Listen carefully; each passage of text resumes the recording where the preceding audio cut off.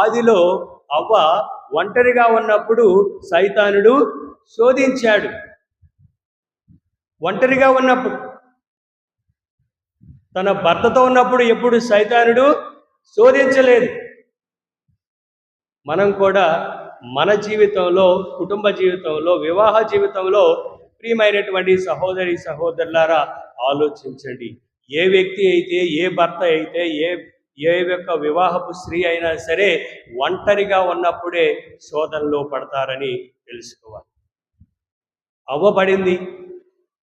అదేవిధంగా యేసేపు, పొతీఫు భార్య యేసేపును ఒంటరిగా ఉన్నప్పుడు శోధించింది. యేసయ్య ఈరోజు ఒంటరిగా ఉన్నప్పుడు సైతానుడు యేసు ప్రభుని శోధించింది. మనము ఒంటరిగా ఉన్నప్పుడు మనము శోధనలో పడతామని గ్రహించాలి. అందుచేత మనం ఒంటరిగా ఉండకూడదు.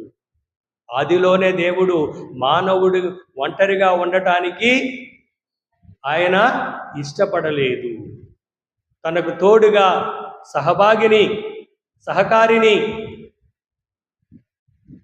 దేవుడు తన యొక్క ప్రేమతో సృష్టించినటువంటి ఒక అద్భుతమైనటువంటి శక్తి అయినటువంటి ఒక స్త్రీని మానవుడికి ఇచ్చాడు.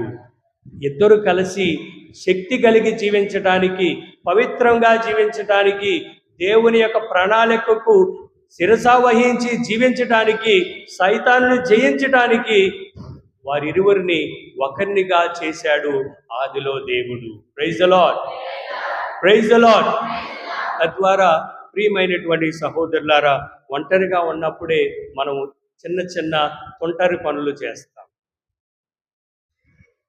మరి ఆలోచించు, నేను అటువంటి ఒంటరిగా ఉన్నప్పుడు సైతానికి బానిస అవుతున్నానా లేదా అని మనల్ని మనము పరీక్షించుకోవాలి.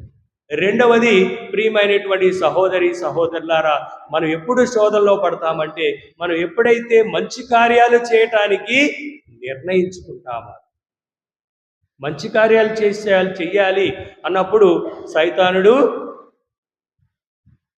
అందరూ అంటాం కదా, నేను మంచికెళ్ళి చెడు తెచ్చుకుంటున్నాను, నేను మంచి చేద్దామంటే అనేకమైనటువంటి శోధనలు.